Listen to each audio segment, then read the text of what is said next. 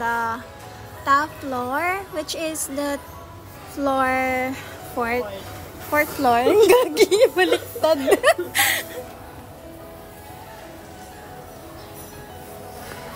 Love na naman lalo siya. My loves. Look here. Paano ako mag-room tour kung ganito siya? This is Angge and our madam. And this is Glyza. We're complete with the food and necessities. But I'm not in the mood today because someone ruined my mood. Who is that someone? There too someone. Gagi. Samtu. Samtu. Di ba ba yun? Ay, gagi. Baliw ang ano yun, 3. Tignan nyo yung mga yun, nare-record yung mga... Bly, say hi to the vlog. Hi. Hi, vlog. So, we're gonna go here first. First, you have to insert your card so the light will turn on. And this is our bathroom. Wow, bathroom. Oh, sino ka dyan? Ay, ang dumi. Gagi.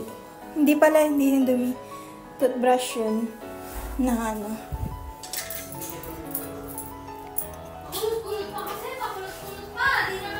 Hi, guys! So, we're here at our... Ba't ang taba ko naman dito?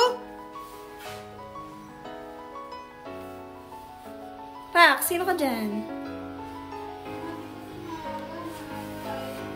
Yan. Ay, wait. We have to wipe this kasi it's so basa. And then, here is our taihan. And that's the basurahan. And, sino naglagay ng baso dito? Ako ba? Nagdala kami ng own soap and also toothbrush kasi hindi namin gumamit ng toothbrush here and soap here. And we also brought our shampoo and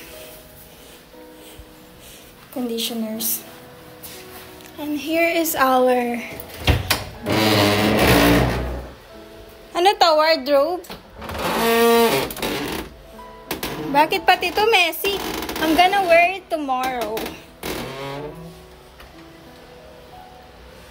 So every room has their own hair blower. And here is our... Ano kasing tawag dito?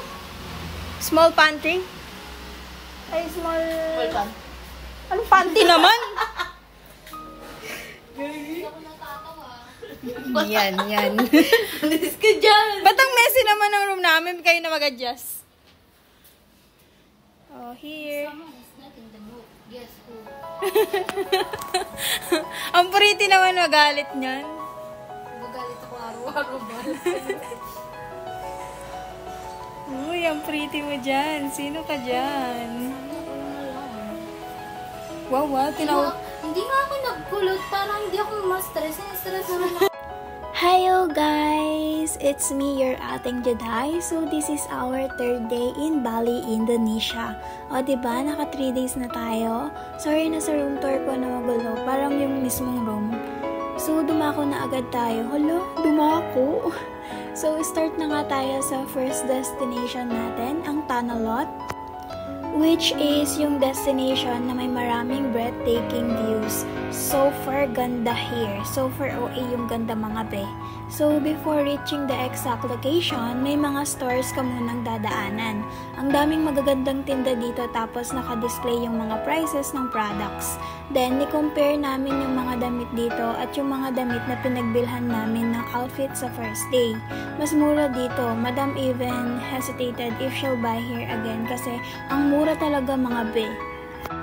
Nag-hope pa nga siya na sana mabigyan kami ng oras para makabili siya. Ang kaso nga lang, naubos yung oras namin kasi malaki yung tunnel lot and sobrang daming magagandang views kaya na-take yung oras namin sa paggawa ng mga pictures and videos. Ang daming people dito kaya hinila ko agad si Glyza sa taas. Ang sabi ko sa kanya mauna na kami since dami pa yung mga tao tapos may hirapan kami kumuha ng mga pictures. Yung swak sana na walang photo bomber or nagmamadali kasi ang dami pang nag-wait na mag-take ng pictures. I even forgot about Madam and Angge kasi gagawin sana namin yung videos namin na travel goal. Kaso nahiwalay na ako sa kanila. Yung other students kasi ay nag-take pa ng group photo sa entrance mismo ng tunnel lot. I suggest if you're planning to go here in Bali, you must add this destination sa itinerary nyo. Mga be, ang ganda dito. Parang ayaw ko na umuwi nung makita ko yung ibang views. So, yung about sa tunnel lot is isa siya sa pinakasikat at pinakasacred na lugar dito sa Bali. At first glance, para kang nasa postcard. Yung isang temple na nakatayo sa ibabaw ng malaking bato surrounded by the crashing waves of the Indian Ocean. Pero higit pa sa ganda niya, may kwento yung place talaga. So, tunnel lot, which means land in the sea, is tinatag siya noong ika-16 na siglo as sagradong templo para kay Dewa Varuna, the Balinese sea god. Kapag high tide, parang lumulutang yung temple sa gitna ng ocean. Pero kapag low tide naman, visitors can walk across the rocks papunta mismo sa base ng templo. Ang mystical niya, diba? Pero sadly, high tide kaya di nagsishow yung daan papunta dun sa temple. Maraming locals ang pumupunta here para mag-pray, mag-offer ng offerings, and humingi ng blessings. At syempre, tourists flock here kasi nothing beats the sunset view. The temple silhouette against the orange sky. Kaso mga be, tanghali na nag-go kami dyan, kaya tirik na tirik yung araw. So, for our destination, nag-go naman kami sa isang chocolate factory. From the entrance is makikita mo yung history ng factory and paggawa nila ng chocolate. Humanap na kami agad ng pwesto dyan na makita naming need mo na makinig doon sa speaker sa harapan. He was explaining the things about making chocolates.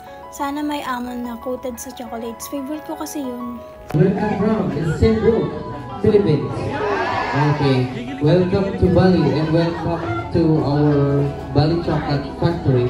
So my name Bagus, who would like to give you information a little bit what happened here and then how we create the company also and then how we make the chocolate actually. So the first, nasa likuran yung mismong factory nila, then yung store naman nila is nasa harapan siya. Doon kami pumunta sa store nila and may mga available chocolates doon. Ang daming flavors, may pa-free taste din sila kaya naman matatry mo yung mga flavors ng product nila. May spicy, may maalat, and may something na di ko ma-explain yung lasa pero masarap. Naghahanap kami ng mura kaso di na namin carry yung price dahil naubos na ang money kay banker. Si Madam kasi yung humahawak ng pera namin. As you can see, may available drinks and pastries sa store nila. Then, nagtanungan if bibili ba ng isang cup ng strawberries with chocolates. Kaso, wala na talagang gustong gumastos. Mas lalo naman ako. Wala na akong money dyan, day. Nilibot pa namin yung place at nakita nga namin yung mga workers and yung mismo machine nila. Posted din sa wall nila yung ibang flavors ng chocolates.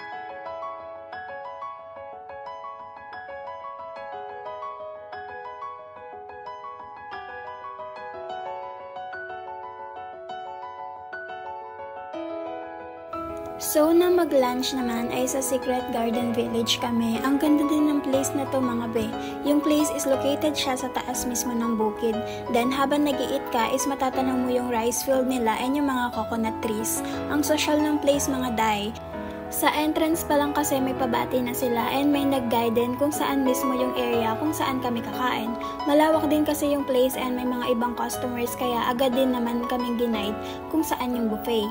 Sa loob nga sana kami pupwesto dito kaso buti na lang nauna kami at sa labas pumwesto. Kita kasi yung pretty view sa labas. O diba, sarap humigop ng sabaw here.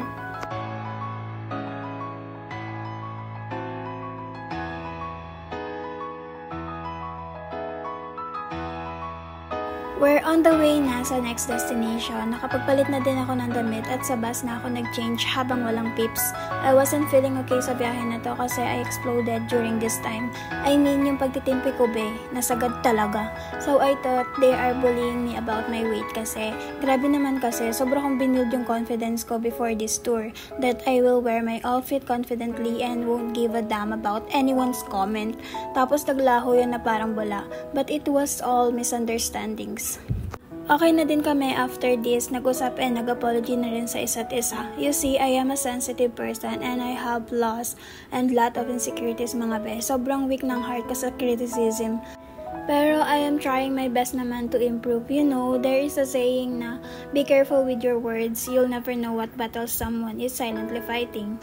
Nakarating na kami dito sa next destination and medyo masama yung panahon. Di pa okay dyan dahil nag-cry talaga ako sa biyahe. Parang I am not allowed na to be happy after exploding like that. Pero nigo ko pa rin ang paglalakad kasi ang ganda ng mga flowers dyan. This is Bloom Garden at ang ganda ng place. Puno siya ng mga flowers then by color sila.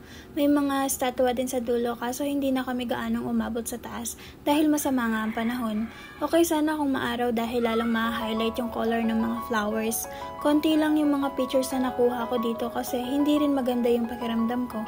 Nag-start na din sumakit yung ulo ko dito tapos umaambon pa. Alam ko may payong si Madam kaso nasa bus yata. Nabisi na rin siguro sa pagkuha ng pictures and vids. Ang lawak ng place tapos greenery pa. Ang pretty ng landscaping nila. Ang kaso nga lang medyo nakakaligaw dahil di mo alam kung saan ka banda dapat dumaan.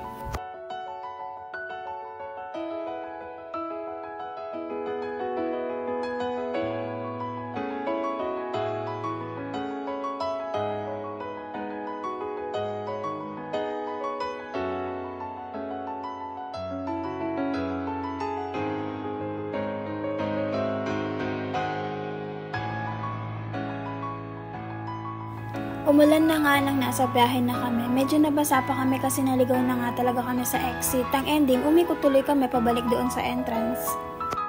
This is the last destination for today, ang Ulundano Temple. Hindi na ako nakababa ng bus here kasi masakit na talaga yung ulo ko na para ba akong lalagnatin.